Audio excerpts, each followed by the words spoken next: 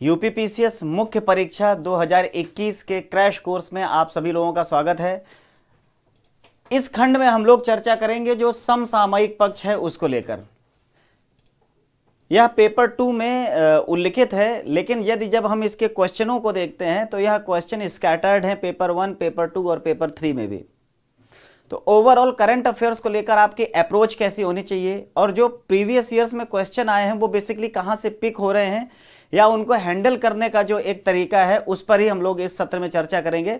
मैं आशा करता हूं कि इस सत्र के माध्यम से जो समसामयिक घटनाक्रमों से संबंधित पक्ष है उसको आप बेहतर तरीके से समझ पाएंगे और आने वाली मुख्य परीक्षा में इस अप्रोच को आप साथ लेकर एग्जाम में अधिकतम अंक प्राप्त करने में अपने आप को सफल पाएंगे। तो इसी पर हम लोग चर्चा करते हैं।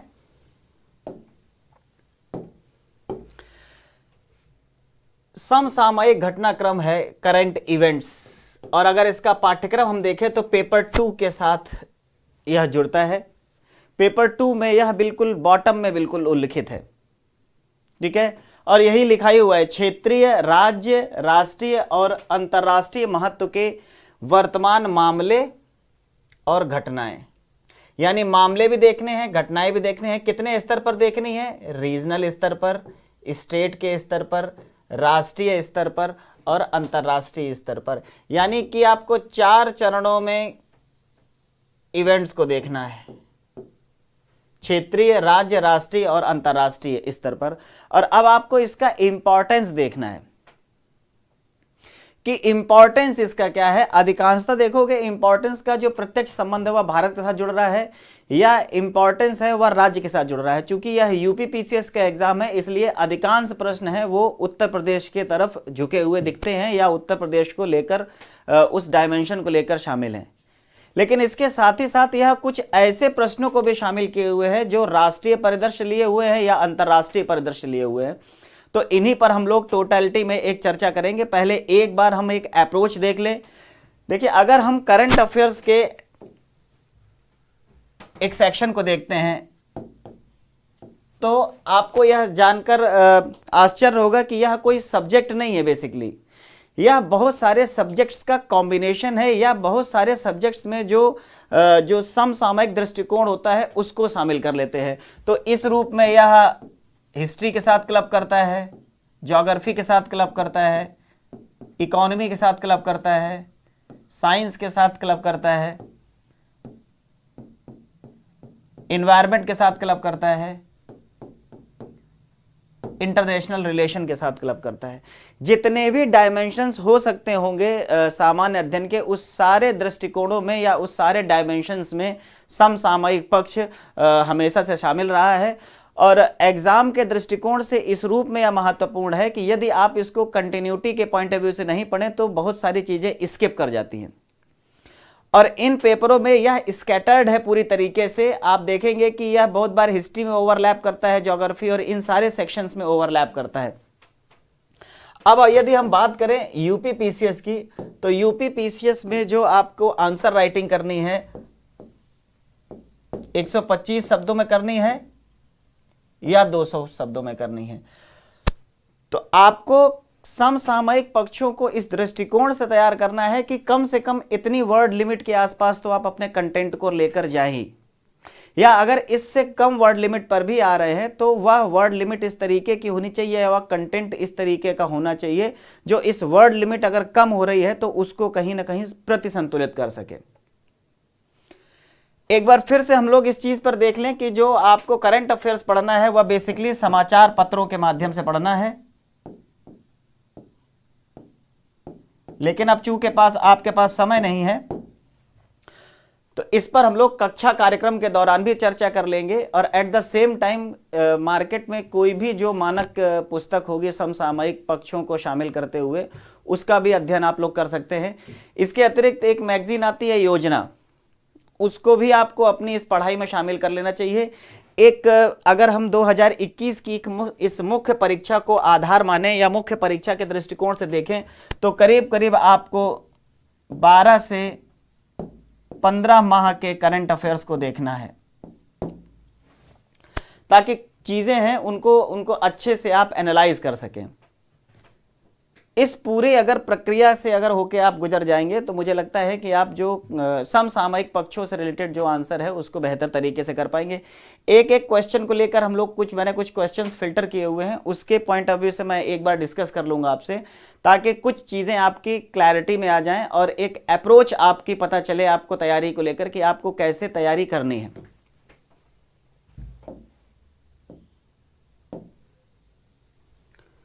देखिए, सबसे पहले मैं इस प्रश्न की तरफ आपका ध्यान लेके जाना चाहूंगा। देखिए, ये 2018, 19 और 20 3 वर्ष की जो मुख्य परीक्षा है वह इसमें शामिल है।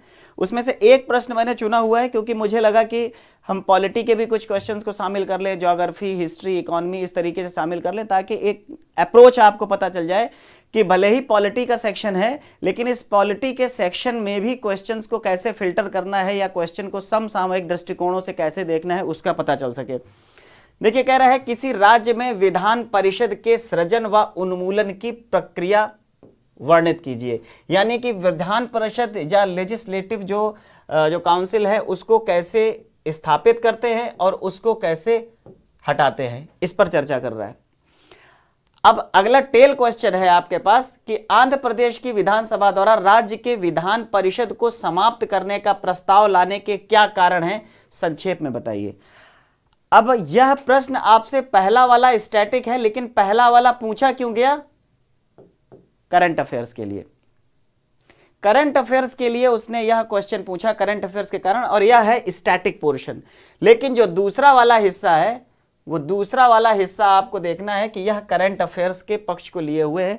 अब आपको यह जानने की जरूरत है कि आंध्र प्रदेश अचानक से जो लेजिस्लेटिव काउंसिल है या जो विधान परिषद है उसको एबोलिश क्यों कर रहा है। तो इसके समसामयिक पक्ष पर अगर हम लोग चर्चा करें तब आप इस पक्ष को देखेंगे। देखिए, आंध्र प्रदेश द्वारा जो विधान परिषद को जो एबोलिश करने की प्रक्रिया शुरू की गई है उसको लेकर यह आर्टिकल है और मीन कर रहा है।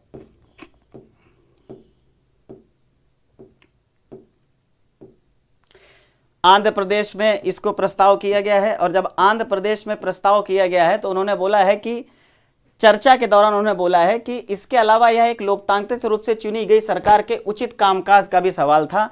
संविधान के अनुच्छेद 162 के अनुसार मुख्यमंत्री की अध्यक्षता करने वाला मंत्रिमंडल सीधे विधानसभा के लिए जवाबदेही होता है क्योंकि वह लोगों के द्वारा चुना जाता है। तो पहला तर्क उनका यह था कि चूंकि विधानसभा के प्रति वह उत्तरदायी है, इसकी वजह से उसको एबोलिश करना चाहिए, पहला।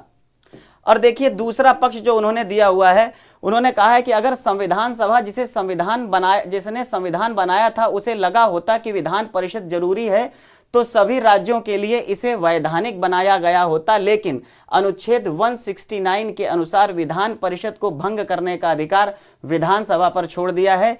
इससे पहले जब साक्षरता दर बहुत कम थी तो बुद्धिजीवियों और शिक्षाविदों को विधान परिषद में नामित करने का प्रावधान किया गया था। अब ये आपको एक अप्रोच पता लग गई कि सरकार की जो अप्रोच है वह बेसिकली दो आधारों पर है। पहला आधार तो यह कह रहा है कि मंत्रिमंडल को सीधे विधानसभा के प्रति उत्तरदायी बनाया गया है, एक। और दूसरा, यदि जो विधानसभा है जब उसने फॉर्मुलेट किया है संविधान, तो यदि उसको लगता तो वह पहले से ही इसको मैंडेटरी बना देती, सबके लिए अनिवार्य बना देती, ना कि इस आधार पर करती कि कौन सा राज्य चाहता है इसको अथवा कौन सा राज्य इसको नहीं चाहता है। इस अप्रोच को आपको समझना है। अब क्या है, अब यहां से इसको आपको जो पहला वाला क्वेश्चन है वो तो आसानी से आपको बन जाएगा, लेकिन दूसरे वाले प्रश्न में अब आपको इस अप्रोच की जरूरत पड़ेगी कि जो सरकार कह रही है, आंध्र प्रदेश की सरकार कह रही है कि पहला तो वह कह रही है कि जो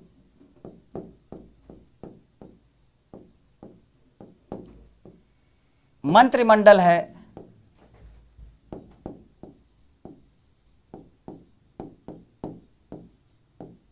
वह विधानसभा के प्रति उत्तरदायी है, ना कि विधान परिषद के आधार पर, एक। दूसरा, वह कह रही है कि यदि संविधान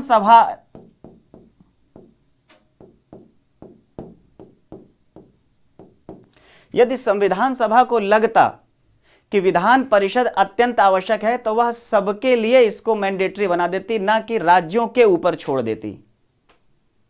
और इसका महत्व तब ज्यादा था जब लिटरेसी रेट बहुत कम था, तो बुद्धिजीवी और जो शिक्षाविद हैं उनको शामिल करके उनके लाभ को प्राप्त करने की कहीं ना कहीं एक मंशा थी। परंतु अब जब लिटरेसी रेट बहुत आगे आ गया है, बेहतर स्थिति में आ गया है, तब हमको ऐसे प्रावधान की जरूरत नहीं है। और इसको स्थापित करने का अधिकार भी विधानसभा की मर्जी पर छोड़ा गया है।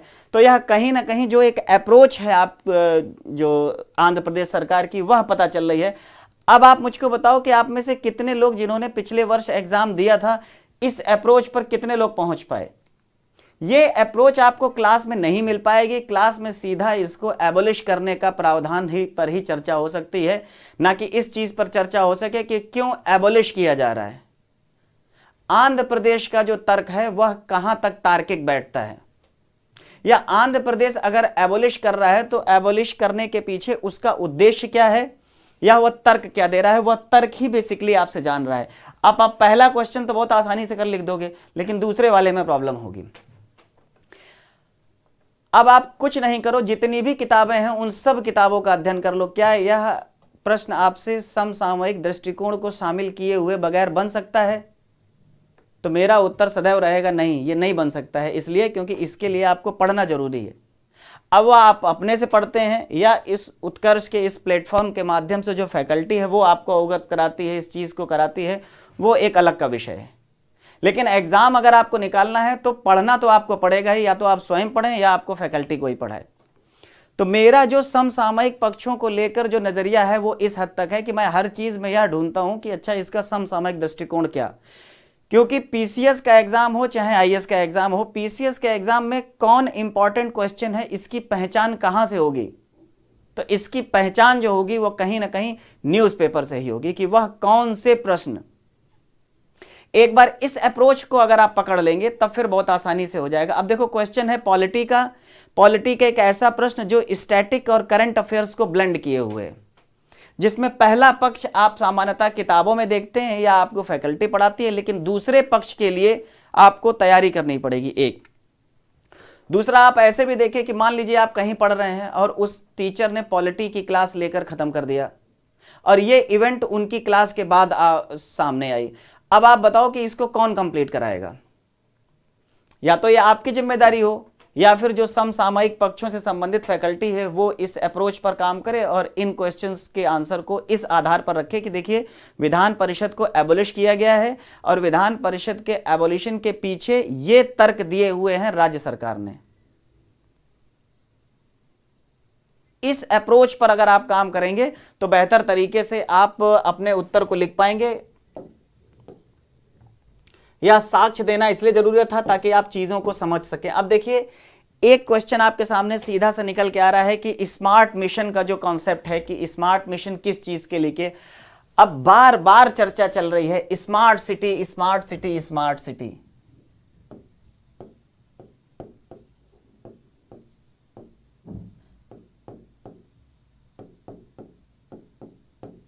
स्मार्ट सिटी की संकल्पना है क्या, बेसिकली इस चीज पर आपको ध्यान देना है।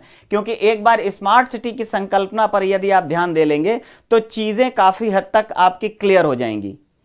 इसके अंतर्गत अब आपको सबसे पहला देखना है कि स्मार्ट सिटी की परिभाषा क्या कहती है। स्मार्ट सिटी की जो परिभाषा कहती है उसके आधार पे ही आपको देखना है। तो स्मार्ट सिटी की जो परिभाषा है बेसिकली वह 3 आधारों पर काम करती है।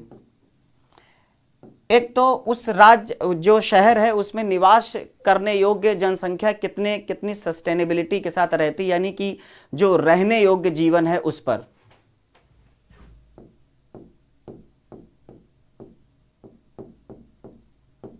दूसरा है आर्थिक क्रियाकलाप, और यह सब कितना सस्टेन है। इतने सारे आयामों को शामिल करते हुए जो स्मार्ट सिटी की कॉन्सेप्ट है वह लेके जाती है कि क्वालिटी ऑफ लाइफ कैसी है, इकोनॉमिक एबिलिटी कैसी है और सस्टेनेबिलिटी कैसी है। अब इतनी सारी चीजों को करने के लिए, इन 3 डायमेंशंस को पकड़ने के लिए तकनीक का होना आवश्यक है। रहने योग्य, अब सपोज करो ट्रांसपोर्टेशन चाहिए तो हमको मेट्रो चाहिए। आर्थिक क्रियाकलापों में हमको बहुत सारी तकनीकों का समावेश करना है, और यह चीजें कैसे होंगी, सस्टेनेबिलिटी के पॉइंट ऑफ व्यू से होंगी। तो अब क्या है, स्मार्ट सिटी मिशन खाली बोलने से आपको नहीं पता चलेगा कि स्मार्ट सिटी मिशन क्या है, कि आप डेट डाल दें इस डेट में प्रारंभ किया गया, नहीं, उसके कंपोनेंट या उसके अवयवों पर चर्चा करनी है। और अब फिर आपको बताना है कि किस डेट को प्रारंभ हुआ। अब कह रहा है उत्तर प्रदेश में इस योजना के चुने गए नगरों की प्रमुख विशेषताओं की विवेचना कीजिए। अब जो नगर चुने गए हैं, सपोज कीजिए, उन नगरों के बारे में आपको बताना है।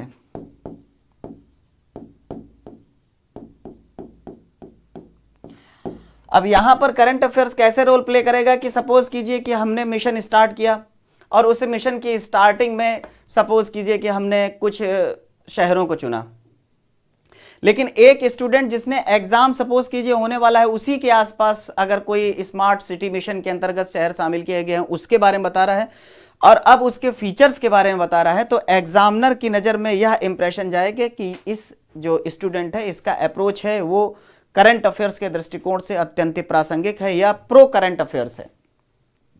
जितना ज़्यादा करंट बेस्ड उतना ज़्यादा उसको लिखने की बेहतर कला का विकास होगा। अब क्या है, खाली फैक्ट रटने से नहीं होगा कि इलाहाबाद को स्मार्ट सिटी मिशन के तौर पर चुना गया, कानपुर को चुना गया, लखनऊ को चुना गया, सहारनपुर चुना गया, नहीं, आगरा चुना गया, नहीं। अब आप बताओ कि उन शहरों की विशेषताएं क्या हैं इस योजना के अनुसार। तो यहां पर क्या है, दो पक्षों में पूरा करना है। पहले आपको बताना है कि स्मार्ट सिटी की संकल्पना क्या कहती है। तो स्मार्ट सिटी की संकल्पना इन 3 आयामों पर निर्भर है। फिर आपको बताना है कि स्मार्ट सिटी मिशन क्या है। अब स्मार्ट सिटी मिशन के बारे में जितना फैक्ट्स एंड फिगर्स है वो इंट्रोड्यूस करना है। फिर अगला आपको करना है कि यदि उत्तर प्रदेश में स्मार्ट सिटी मिशन को इनेक्ट किया गया है तो कब इनेक्ट किया गया है। और अब तीसरा जो कंपोनेंट आपको बताना है कि जो योजना में जो प्रमुख शहर चुने गए हैं उन प्रमुख शहरों को करंट बेस्ड होते हुए उनकी विशेषताओं के बारे में बताना है कि यदि इलाहाबाद स्मार्ट सिटी के मिशन के तौर पर स्मार्ट सिटी के उसमें शामिल हुआ है सूची में, तो इलाहाबाद की विशेषताएं क्या। अगर लखनऊ शामिल हुआ है तो लखनऊ की विशेषताएं क्या। यदि आगरा शामिल हुआ है तो आगरा की विशेषताएं क्या, क्योंकि हर राज्य के अंदर हर शहरों की अपनी अपनी विशेषता है। यदि इलाहाबाद गंगा नदी के किनारे अवस्थित है तो उसकी विशेषताएं आगरा के साथ समीकृत नहीं की जा सकती हैं, या उसकी विशेषताएं लखनऊ के साथ समीकृत नहीं की जा सकती हैं।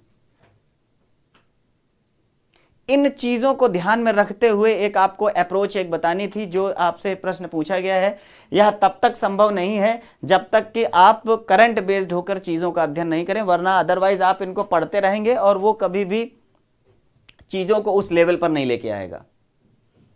और पिछले कुछ वर्षों से अगर एग्जाम का दृष्टिकोण देखें तो जो दिल्ली का जो क्राउड है उसने कहीं ना कहीं स्टेट के क्राउड को भी थोड़ा सा अफेक्ट किया है। उत्कर्ष इस मामले में आपके सामने अच्छा है कि वह जो दिल्ली में सिचुएटेड या रीजनल, सपोज कीजिए इलाहाबाद की भी अगर कोई फैकल्टी है तो जो बेस्ट फैकल्टी है उसको आपको इस प्लेटफॉर्म के माध्यम से उपलब्ध करा रहा है। ये अप्रोच है करंट अफेयर्स की। देखिए मेरा सिंपल सा एक फंडा है कि जो भी आर्टिकल न्यूज़पेपर में पब्लिश है वह मैं करंट अफेयर्स का भाग देखता हूँ। वो चाहे हिस्ट्री का हो, ज्योग्राफी का हो, पॉलिटी का हो, इकोनॉमी का हो, साइंस का हो, इन्वायरमेंट का हो, इंटरनल सिक्योरिटी हो, इवन इथिक्स का भी अगर होगा और वो न्यूज़पेपर में रहा होगा तो मैं उसको समसामयिक पक्षों के दृष्टिकोण से ही देखूंगा।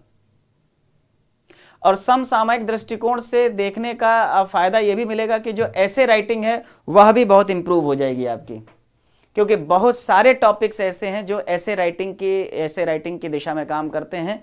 और ऐसे राइटिंग में करंट अफेयर्स के प्रोस्पेक्टिव को जोड़ना मुझे लग रहा है इस एग्जाम के दृष्टिकोण से अनिवार्यता एक हासिल करता है।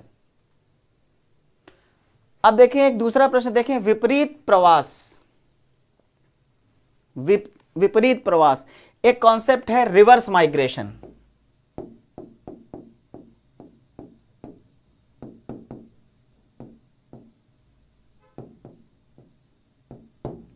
रिवर्स माइग्रेशन, अब देखो माइग्रेशन का जो कॉन्सेप्ट है, सबसे पहले तो उसको देखना है कि माइग्रेशन का कॉन्सेप्ट क्या कहता है।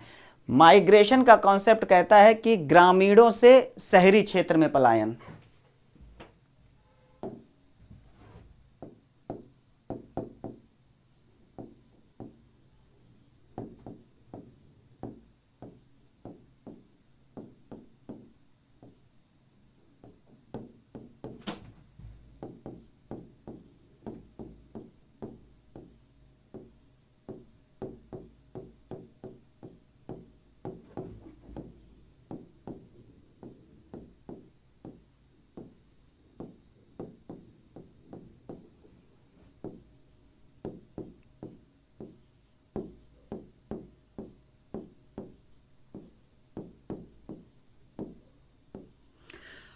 अब ग्रामीण क्षेत्र से शहरी क्षेत्र की जो ओर जो पलायन है वह किस लिए, वह बेहतर स्वास्थ्य सुविधाओं के लिए, वह रोजगार सृजन के लिए, अथवा जो क्वालिटी लाइफ है उसको एक्सपेंड करने के लिए, या उसको बिताने के दृष्टिकोण से भी जो माइग्रेशन है वह स्टार्ट होता है गांव से शहरों की ओर।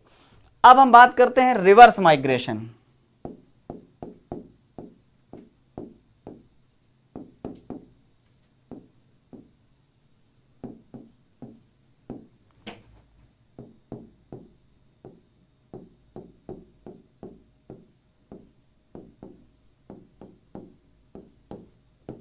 विपरीत प्रवास।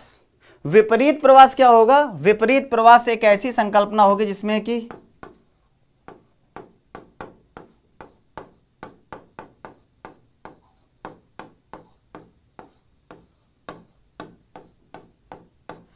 शहरों से ग्रामीण क्षेत्र की ओर। अब आप सिंपल सा सोचो कि यह प्रश्न क्यों पूछा गया है। यह प्रश्न इसलिए पूछा गया है कोविड-19 के कारण।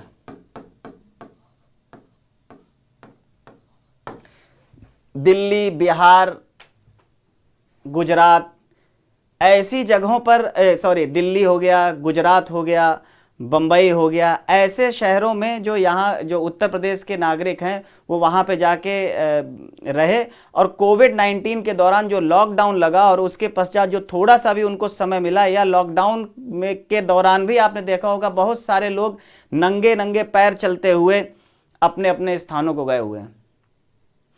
अब आप सिंपल सा एक लॉजिक सोचो कि शहरों से ग्रामीण के क्षेत्रों की ओर जो माइग्रेशन हो रहा है या रिवर्स माइग्रेशन हो रहा है, वह इसमें कौन सी जनसंख्या होगी? ऐसी जनसंख्या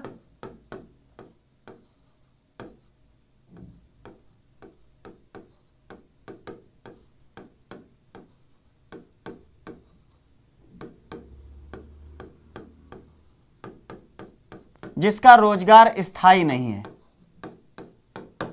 जिसका रोजगार स्थायी नहीं है, इसका मतलब है यह सामान्यतः दैनिक मजदूरी करने वाला व्यक्ति था, या अगर वह दैनिक मजदूरी करने वाला व्यक्ति नहीं भी था तो ऐसे जॉब में था कि जिन्होंने बोला कि भाई ऐसा है हम इतने समय तक आपको सैलरी नहीं दे पाएंगे। अब देखो, अब वहां पे जहां पे वह गया है काम करने के लिए, वहां पर लंबे समय तक बगैर पैसे के नहीं रह सकता है, इसलिए अब उसने सोचा कि हम अपना वापस गांव चलते हैं, कुछ नहीं होगा, कम से कम घर में तो रहेंगे, सेफ रहेंगे। यहां तो इन शहरों में तो पीने के पानी के लिए भी एक तरीके से आपको पैसा देना पड़ रहा है। अब इस अप्रोच पर आपको देखना है कि रिवर्स माइग्रेशन का जो कॉन्सेप्ट है वह न्यूज़पेपर में चर्चित रहा और उसके थॉट को इसने क्वेश्चन के फ्रेम में कर दिया, और अब कह रहा है कोविड-19 लॉकडाउन के दौरान उत्तर प्रदेश की अर्थव्यवस्था और सामाजिक व्यवस्था पर इसका क्या प्रभाव पड़ा।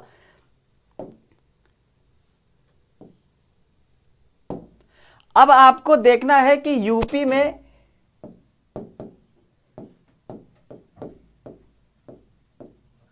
समाज के स्तर पर और अर्थव्यवस्था के स्तर पर क्या प्रभाव पड़ रहा है। इन चीजों को एनालाइज करना है, इसलिए क्योंकि इसका जो है अगर रिवर्स माइग्रेशन हो रहा है, अगर शहरों से ग्रामीण क्षेत्रों की तरफ अगर पब्लिक जा रही है तो उसका प्रभाव कहीं ना कहीं तो यूपी में पड़ेगा। अब उसने पूछा है कि अब आप बताओ कि अर्थव्यवस्था पर क्या प्रभाव है, तो अर्थव्यवस्था पर उसके प्रतिकूल प्रभाव पड़ेंगे। इसी के साथ साथ सोसाइटी में एक अजब तरीके का तनाव की स्थिति भी देखी गई। आपने देखा होगा कि बहुत सारे लोग अपने गांव में जब आए हैं तो उनका सोशल बाइकआउट हो गया, इसलिए क्योंकि उनको लगा कि कहीं ऐसा ना हो कि ये कोरोना लेके आ गया हो। लेकिन इसी के साथ साथ समाज में सामंजस्य की स्थिति पैदा की गई, तो दोनों विचारधाराएं एक साथ चली हैं और अर्थव्यवस्था पर तो इसने निश्चित तौर पर प्रतिकूल प्रभाव डाला है।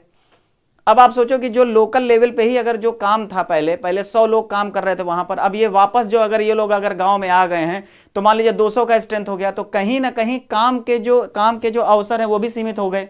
एक तो पहले ही काम नहीं था, दूसरा है काम भी अगर थोड़ा बहुत बचा है तो उसमें भी अब कंपटीशन हो गया, प्रतिस्पर्धा की भावना आ गई है और जीवन जीने के जो स्तर है उसमें तो गिरावट आई है, क्योंकि कोविड ने आपकी अर्थव्यवस्था पर प्रतिकूल प्रभाव डाला है। अब ये कोविड की वजह से अगर सपोज कीजिए कि न्यूज़पेपर में आ रहा है कि इतनी पब्लिक जा रही है, मोदी ने ट्रेन रोक दी है और ये सारे प्रावधान कर दिए हैं कि पब्लिक ना जा पाए, और फिर आप न्यूज़पेपर में देख रहे हैं कि देखिए टैंकरों में जिसमें कि ऑयल जाता था उसको काट के उसके अंदर पब्लिक बैठी हुई जा रही है, तो आपको लग रहा है कि देखो कितना खराब हो रहा है। लेकिन एज ए ब्यूरोक्रेट आपको एक अप्रोच देखनी है कि ऐसी स्थिति अगर राज्य में हो रही है तो फिर जो आप डीवाईएसपी बने या एसडीएम बने तो कैसे चीजों को हैंडल करेंगे। एक ब्यूरोक्रेटिक अप्रोच पर अगर इन चीजों को देखेंगे, क्योंकि जब इन ब्यूरोक्रेटिक अप्रोच पर इन चीजों को देखेंगे तभी इसका आंसर लिख पाएंगे। अदरवाइज आप यकीन मान लें इस तरीके का जो टॉपिक है वो क्लास में कभी नहीं कंप्लीट कराया जा सकता है जब तक कि कोई करंट बेस्ड अप्रोच पर फिर अगर कोई इसे ना कराए तो, क्योंकि स्टैटिक पोर्शन में तो वह करेगा ही नहीं चर्चा। स्टैटिक पोर्शन में तो वह चर्चा सिर्फ इस पर कर देगा कि बताइए भाई प्रवास माइग्रेशन के बारे में। और एक चीज और भी बहुत हास्यास्पद है, जब कोविड में जब सब कुछ रुक गया तो टीचर ने भी तो अपना काम रोक ही दिया ना, तो अब आपको पढ़ाएगा कौन। तो बेसिकली आपको आत्मनिर्भर बनना है। जो प्रधानमंत्री का एक संकल्पना है कि आत्मनिर्भर भारत अभियान, तो वह पढ़ाई के मामले में भी आपको आत्मनिर्भर बनना है। और इसीलिए जो डिजिटल प्लेटफॉर्म है वो अपनी प्रासंगिकता उसने स्थापित की है इस कोविड के दौरान, कि आपको फैसिलिटी प्रोवाइड की है कि अब आप अपने फोन पर बैठ के भी आप अपने स्टडी को जारी रख सकें। अप्रोच हमारी जो होगी वो इस तरीके से होगी। इसलिए देखोगे महामारी के दौरान श्रम प्रवास परिप्रेक्ष्य में अर्थव्यवस्था को गति देने के उद्देश्य से बहुराष्ट्रीय कंपनियां एमएनसीज को लेकर यूपी के प्रयास, इन्वेस्ट यूपी प्रोग्राम इसके साथ सीधा क्लब कर रहा है। इस अप्रोच पर आपको काम करना है। एक एक प्रश्न का उत्तर आपको करंट बेस्ड मिल सकता है। अब देखो हेरिटेज आर्क, अब पूछ रहा है आपसे कि हेरिटेज आर्क का जो कॉन्सेप्ट है वह किस तरीके से है, और पूछ रहा है पर्यटन संभावनाओं की दृष्टि से उत्तर प्रदेश में इसके महत्व को रेखांकित कीजिए। अब आगरा, लखनऊ, वाराणसी, आगरा, लखनऊ, वाराणसी हेरिटेज आर्क में शामिल है। अब पूछ रहा है पर्यटन संभावनाओं की दृष्टि से उत्तर प्रदेश में इसके महत्व, हेरिटेज आर्क के महत्व को बताना है। और जब हेरिटेज आर्क के महत्व को बताएंगे तो आगरा के, लखनऊ के और वाराणसी के महत्व को भी आपको परिलक्षित करना होगा या प्रदर्शित करना होगा। आपको बताना होगा कि पर्यटन की दृष्टि से आगरा का महत्व क्या, और जब आप पर्यटन की दृष्टि से आगरा का महत्व बताएंगे तो आगरा के मॉन्यूमेंट, आगरा के कल्चर के बारे में चर्चा करेंगे। ऐसा ही सेम प्रयास आप लखनऊ के लिए करेंगे और वाराणसी के लिए करेंगे। अब ये सारी चीज़ें कहीं ना कहीं न्यूज़पेपर में पब्लिश होती रही हैं, और न्यूज़पेपर में पब्लिश होने के कारण ही लगातार उससे संबंधित प्रश्न मुख्य परीक्षा में पूछे जाते रहे हैं। मैंने पहले ही बोला है कि यह मेंशन है पेपर 2 में, लेकिन इसका जो दायरा है वो पेपर की सीमाओं से बाहर निकलता है, और पेपर 1, 2, 3, 4 तक में भी इससे प्रश्न पूछे गए हैं। फिर वो चाहे सूचना के अधिकार से संबंधित प्रश्न पेपर 4 में पूछा गया हो, लेकिन उसका प्रोस्पेक्ट कहीं ना कहीं करंट अफेयर्स ही है। तो अप्रोच आपको करंट अफेयर्स की लेनी है। करंट अफेयर्स का महत्व दिन प्रतिदिन जो परीक्षाएं हैं उसमें बढ़ रहा है, और उत्तर प्रदेश मुख्य परीक्षा के बारे में तो वैसे भी बोला जाता है कि इसका जो नेचर है वो ऑलमोस्ट यूपीएससी जैसा है।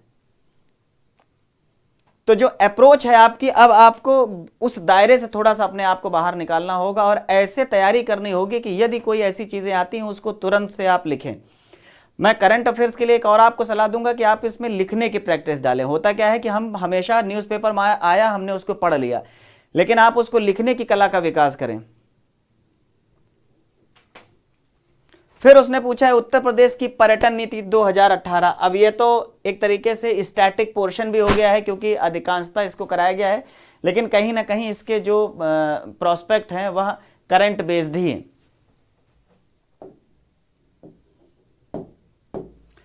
देखिए कोविड के ऊपर तो बहुत आया। अब देखो विश्व स्वास्थ्य संगठन की भूमिका को लेकर आपसे कमीशन ने क्वेश्चन पूछा हुआ है। और अब विश्व स्वास्थ्य संगठन को लेकर आप एक चीज जान लें कि विश्व स्वास्थ्य संगठन इस कोविड महामारी के दौरान सबसे अधिक आप कहें कि चर्चा में रहने वाला या सबसे अधिक कहें आलोचना झेलने वाला संगठन रहा है। अब आपको देखना है कि कोरोना काल में कोविड-19 की जो सिचुएशन है उसमें WHO की भूमिका क्या है। तो सबसे पहला स्टार्टिंग करें ना तो एक बार 7 अप्रैल 1948 की चर्चा कर लें। जब आप 7 अप्रैल 1948 की चर्चा करेंगे ना तो एग्जामिनर को यह पता चल जाएगा कि अच्छा ठीक है, इसके एक इस फैक्ट के बारे में पता है, अंडरलाइन कर लें और इसी के साथ मुख्यालय बता दें जिनेवा। अब आपका दूसरा काम शुरू होगा कि WHO है क्या चीज बेसिकली, और पेंडेमिक के समय इसका क्या है। तो पेंडेमिक के समय इसको 2 स्तरों पर देखना है। पहले तो यह कोविड-19 के संदर्भ में पूछ रहा है, तो कोविड-19 की उत्पत्ति की जांच, उत्पत्ति की जांच करने के संदर्भ में इसकी महत्ता है। यह क्या कर रही है कि यह जांच कर रही है कि कोविड-19 बेसिकली कहां से निकल के आया एक, और क्या यह मैन मेड है, इसकी भी पहचान करना है। इसके साथ ही साथ आपको देखना है कि जो WHO है उसका थॉट क्या है। तो जो उसका थॉट आप देखोगे ग्लोबल पब्लिक हेल्थ सिक्योरिटी की बात करता है।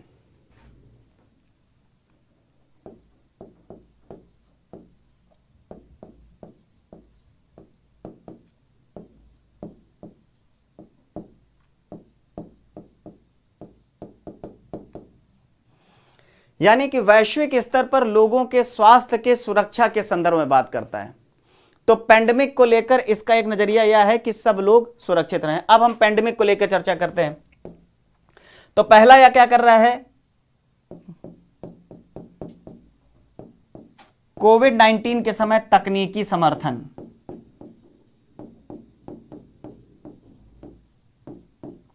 राष्ट्रों को पहला काम कर रहा है तकनीकी समर्थन दे रहा है।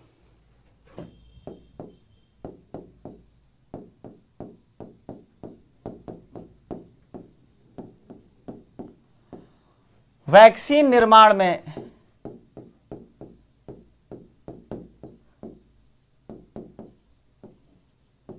राष्ट्रों के मध्य सहयोग,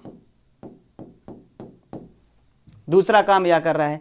तीसरा काम क्या कर रहा है कि जो वैक्सीन बन रही है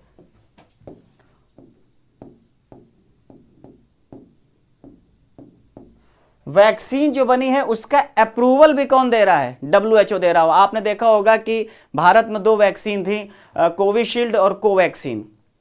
कोविशील्ड को तो WHO ने परमिशन दे दी, कोवैक्सीन को परमिशन नहीं दी, और अब जाके कोवैक्सीन को उसने परमिशन दी है। तो यानी कि जो राष्ट्रीय स्तर पर अंतर्राष्ट्रीय स्तर पर जो वैक्सीन बना रही हैं कंपनियां, उन कंपनियों को वैक्सीन को अप्रूवल देने का भी काम इसी का है। अब आपको बताना है कि WHO ने कोविड-19 वैक्सीन को अप्रूवल संबंधी काम भी किया है। हम इसकी आलोचना तो बहुत जल्दी कर दे रहे हैं ना, लेकिन आप देखो कि इतनी बड़ी महामारी जो इतने समय पश्चात आई, और ऐसी संस्था का महत्व इस रूप में है कि इसने उस लेवल पर जान माल की नुकसान नहीं होने दिया जिस स्तर पर पहले की महामारियों में होता आया है।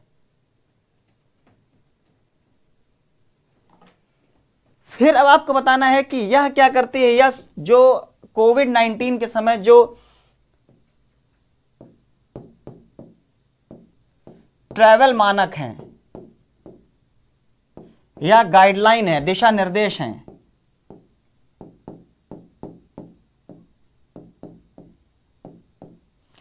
उनको भी जारी करती है। आपने देखा होगा कि ट्रैवल बैन का संबंधी प्रावधान रिस्ट्रिक्ट कर दिया, उसने लगा दिया कि ट्रैवल बैन हो गया। अब ट्रैवल बैन हो गया है, तब आप कैसे काम करेंगे? तो उस दिशा के लिए भी काम करती है। इसी के साथ साथ यह क्या कर रही है कि जो कोविड है उसके प्रभाव को कम कर रही है। कोविड के जो प्रभाव हैं, यानी कि जो डेथ रेट से लेकर और भी समस्याएं हैं, उनके प्रभाव को कम करने की दिशा में भी तकनीकी समर्थन दे रही है। इतनी सारी चीजें आपको इसमें लिखनी है। अब आप सोचो, इतनी सारी चीजें क्या आपने, अगर किसी ने एग्जाम दिया था तो लिखा है, या यदि आप इसको आज की तारीख में देख रहे हो तो क्या आपने इससे पहले देखा है इसको, इस अप्रोच को?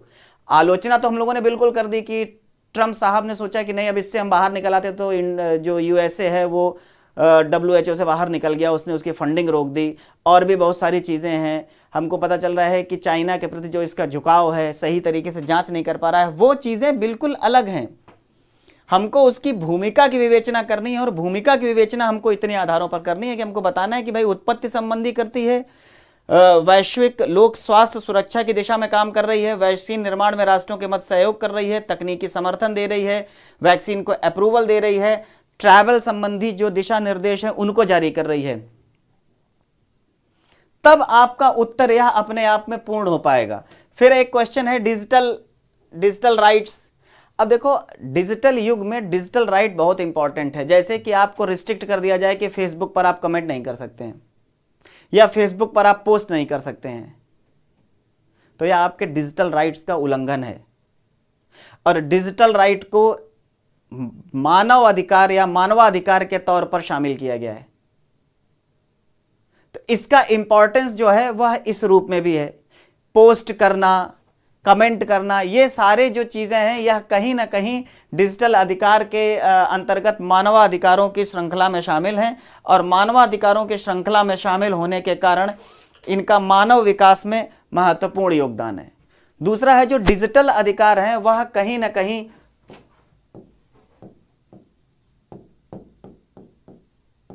वाक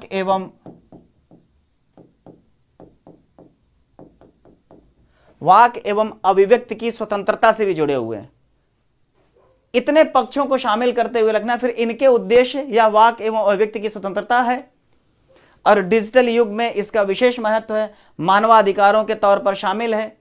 और जब वह मानवाधिकारों के तौर पर शामिल हो गया तो मानवाधिकारों का जो सार्वभौमिक घोषणा पत्र है उसके साथ भी इसका प्रत्यक्ष संबंध स्थापित होता है। इतनी सारी चीजों पर करना है। अब है पूछा क्यों? क्योंकि सरकार रिस्ट्रिक्ट कर रही थी, सरकार नहीं चाहती है कि उसकी आलोचना हो, तो इस क्रम में यह चर्चा में आ गया डिजिटल राइट। अब आप बताओ, आप पॉलिटी में पढ़ते हो, मूल अधिकार, क्या मूल अधिकारों के पक्ष में डिजिटल अधिकारों को शामिल किया गया है? इस अप्रोच पर काम करना है। ये एग्जाम, मैं पहले ही आपको बता रहा हूं, ये एग्जाम किसी भी मामले में आईएएस के एग्जाम से कमतर नहीं है। तो जो अप्रोच होगी आपकी वह उसी लेवल पर आपको अपने आप को लेके जाना है, वरना आप लिखते रहेंगे, एग्जामिनर आपको नंबर नहीं देगा। हमको करंट से चीजें ट्रेस करनी है और फिर एग्जाम के पॉइंट ऑफ व्यू से उसको फिल्टर करना है, यही काम है हम लोगों का। बस ये तो बहुत फैक्चुअल क्वेश्चन है कि अटल भूजल योजना के उद्देश्य व प्रभाव, आपको उद्देश्य बताना है और उसके प्रभाव बताना है। अब देखिए, ये भी करंट बेस्ड है, सुगम्य भारत अभियान। मैं बहुत बार क्लास में चर्चा करता हूं, सुगम्य भारत अभियान क्या है? यह बेसिकली दिव्यांगों से संबंधित है। फ्री एक्सेसिबल इंडिया कैंपेन चल रही है इसके लिए। अब आप देखोगे एयरपोर्ट से लेकर रेलवे स्टेशन तक सब जगह स्लाइडिंग वाली रास्ता बना दिया गया है। दिव्यांगों को हेल्प मिल सके उस दिशा में। अब वो नहीं चाहती है, सरकार नहीं चाहती है कि अब वो वेट करें, पता लगा सब जगह सीढ़ियां हो तो वह कैसे ऊपर जाएगा। तो उसके लिए फ्री एक्सेसिबल कैंपेन चला रहा है, सुगम्य भारत अभियान है, ministry of social justice and empowerment का प्रोग्राम है, और यह कहीं ना कहीं दिव्यांगों को विकास की मुख्य धारा से जोड़ने के लिए है। और इससे पहले के जो थॉट था वो था विकलांग, अब विकलांग से बन गया दिव्यांग। यह कहीं ना कहीं पॉजिटिविटी की तरफ लेके जाता है। तो यदि पॉजिटिविटी की तरफ लेके जाता है तो कहीं ना कहीं उसको इस अभियानों की सहायता है। इसको वैसे भी दृष्टिकोण से देखें कि सपोज कीजिए किसी बंदे को दिव्यांग है और वह उसको रेलवे स्टेशन में प्लेटफॉर्म के ऊपर जाना है और प्लेटफॉर्म को ऐसा बनाया गया है कि वह चल नहीं सकती है, उसकी जो व्हील चेयर है। अब वह वेट कर रहा है किसी सामने वाले का, और मान लो 2 लोग गुजर के गए और उन्होंने उसको हे दृष्टि देखा। तो हे दृष्टि से देखना जो है गरिमापूर्ण जीवन के अधिकार का प्रत्यक्ष उल्लंघन है, और आर्टिकल 21 में मेंशन है वह जीवन जीने का अधिकार। कैसा? गरिमापूर्ण जीवन जीने का अधिकार। तो गरिमापूर्ण जीवन है वह, अगर उसको 4 बार हमने हे दृष्टि टोका तो वायलेट हो जाएगा। तो उसको सेल्फ कैपेबल बनाने के लिए जो फ्री एक्सेसिबल जो कैंपेन है वह इंपॉर्टेंट है, भूमिका बतानी है और इसका महत्व बताना है। करंट बेस्ड क्वेश्चन है, वरना आप पढ़ते रहें। आप इसको पढ़ेंगे सुगम्य भारत अभियान, डेट पढ़ लेंगे और मंत्रालय पढ़ लेंगे। अब आप ये नहीं बताएंगे कि इसका महत्व क्या है, सिग्निफिकेंस क्या है। और सिग्निफिकेंस अगर बता भी पाएंगे तो आप ये नहीं बताएंगे कि यह विकास की मुख्य धारा में शामिल करना है और दिव्यांगों के मौलिक अधिकारों को या दिव्यांगों के मानवाधिकारों के को सुरक्षित रखने की दिशा में भी अत्यंत महत्वपूर्ण है, क्योंकि कहीं ना कहीं यह उनके गरिमापूर्ण जीवन जीने के अधिकार को बाधित करता है या खंडित करता है। इस अप्रोच पर काम करना है। अब यह अप्रोच ऐसा नहीं है कि मेरे अंदर है, ये आपके अंदर भी आएगी अगर न्यूज़पेपर सेंट्रिक अप्रोच आपकी आएगी। करंट बेस्ड अगर एक अप्रोच अगर आप लेके आओगे तो निश्चित तौर पर यह चीज़ आपके एग्जाम में शामिल होना है, इनकार नहीं किया जा सकता है उससे। फिर बोडो समस्या भी न्यूज़पेपर बेस्ड थी। पूछा है कि बोडो समस्या से आप क्या समझते हैं? क्या बोडो शांति असमझौता असम में विकास और शांति सुनिश्चित करने में योगदान देगा? अब प्योर एनालिसिस बेस्ड क्वेश्चन है। सामान्यतः आप ये पढ़ लेंगे कि बोडो समस्या क्या है। अब बोडो समझौता जो 2020 लागू किया गया है वह किस हद तक असम में विकास और शांति को सुनिश्चित करेगा, इस अप्रोच पर आपको काम करना है। यह अप्रोच चाहिए आपको करंट अफेयर्स के लिए। एक बार इस अप्रोच पर काम करेंगे तो जो आगामी परीक्षा आपकी है यूपी पीसीएस की, उसमें निश्चित तौर पर सफलता प्राप्त करेंगे, क्योंकि करंट बेस्ड जो क्वेश्चंस हैं वह लगातार दिन प्रतिदिन एग्जाम में अपने आप को प्रमुखता से स्थापित कर रहे हैं। और अब वह समय आ गया है जब हमको अपनी पढ़ाई को करंट बेस्ड बनाने की आवश्यकता है।